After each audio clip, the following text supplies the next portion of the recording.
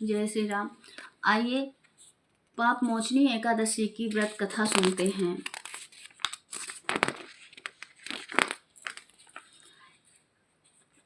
युधिष्ठिर बोले, हे भगवान, आपके श्रीमुख से इन पवित्र कथाओं को सुनकर मैं कृतार्थ हो गया, परंतु मेरी अभिलाषा घटी नहीं वरना बढ़ती ही जा रही है। इसी की वशीभूत होकर मैं आपसे पुनः प्रार्थना करता हूँ, करने की धृष्टता करके आगे कथा सुनाने की अभिलाषा रखता हूँ। अब आप कृपा करके चैत्र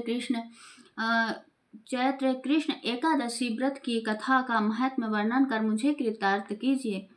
पांडु नंदन के ऐसे वचन सुन भगवान कृष्ण बोले, राजन, यही प्रश्न एक बार महाराज मानधाता ने महर्षि लोमास जी से किया था। अस्तु, मैं अब वही कथा जो महर्षि लोमास जी ने मानधाता को सुनाई थी, आज मैं तुम्हें सुना रहा हूँ। ध्यान पूर्वक सुनो। हे राजन, चैत्र कृष्ण एकादशी का नाम पाप मोचनी एकादशी है। इस एकादशी का व्रत करने से मनुष्य पिशाच तत्व से मुक्त हो जाता है। अब मैं तुम्हें इसका एक प्राचीन इतिहास सुनाता हूँ, सुनो।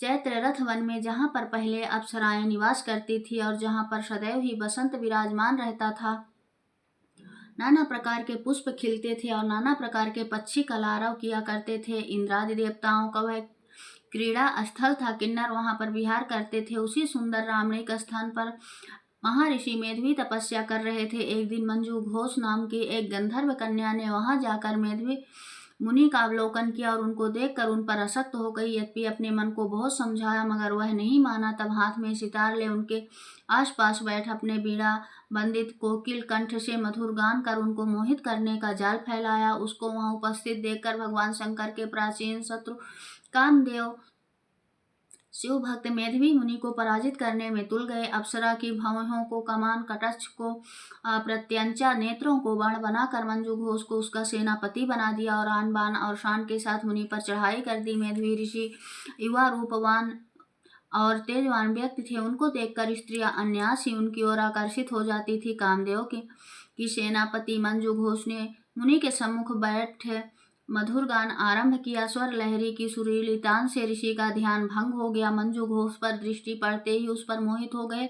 मुनि को अपनी ओर आकर्षित देखकर मंजू घोष अपनी समस्त कीड़ाएं एकत्रित कर उनके पास गई। महामुनि उसके रूप पर ऐसे मोहित हुए कि समस्त शिव चरित्र क्षण मात्र में भूल गए और मंजू घोष के साथ रहकर काम कीड़ा करने लगे। भोग विलास करते बहुत दिन हो गए। तब मंजू घोष ने मुनि से जाने की आज्ञा मांगी। कामशक मुनि ने कहा कि अभी ठहरो, आज ही तो आयु हो। मंजू घोष मुनि के वचन सुनकर यद्यपि भयभीत हुई तथापि कामवश फिर रुक गई, मगर अब उसका चित्त भावी अनिष्ट की आशंका से चंचल होने लगा। मंजू घोष मुनि के पास 57 वर्ष 1 मास 13 दिन काम कीड़ा करती रही, मगर मुनि के लिए अभी वह पहली ही रात थी। एक दिन मंजू घोष ने आज्ञा मांगने पर मुनि ने वही प्राचीन पाठ दोहराया। तब उसने भयभीत होते हुए किंचित मुस्कुराते हुए कहा, प्रभु, कितनी संध्याएं आई और गई, मगर आपको अभी एक ही रात हुई। मंजू घोष के ऐसे वचन सुनकर मुनि की मोह निद्रा भंग हुई और उन्होंने ध्यान करके अपने चरित्र को देखा। रहस्य जानकर मुनि अत्यंत क्रोधित हुए और कहने लगे, दुष्टे, तुम्हें बार बार धिक्कार है। तुमने मेरी अब तक की सारी आराधना नष्ट कर दी, अतः तुम पिशाचिनी हो जाओ। मुनि के शाप से मंजू घोष पिशाचिनी हो गई और मुनि के चरणों पर गिरकर कहा, प्रभु, मैं निरापराधनी हूँ, मेरा क्या दोष है? आपने मुझे व्यर्थ ही शाप दिया है, अथवा अब जो होना था सो हो गया। अब कृपा कर शाप मोचन का उपाय कहिए। मंजू घोष की ऐसी दीन वाणी सुन मुनि का क्रोध नष्ट हो गया। तब उन्होंने कहा, जाओ, चैत्र कृष्ण एकादशी का व्रत करो, तुम्हारा पाप नष्ट हो जाएगा।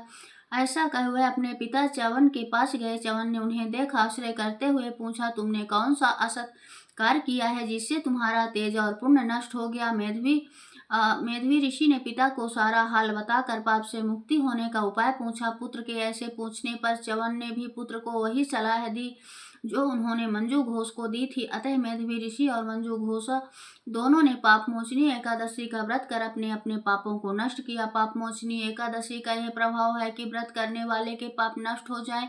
इस कथा के कहने एवं सुनने से हजारों गोदान का फल होता है। ब्रह्म हत्या, स्वर्ण चोरी का पाप, शराब पीने का पाप, गुरु पत्नी गमन का पाप एवं संसार के समस्त पापों को यही पाप मोचनी एकादशी नष्ट करती है। बोलो भगवान विष्णु की जय।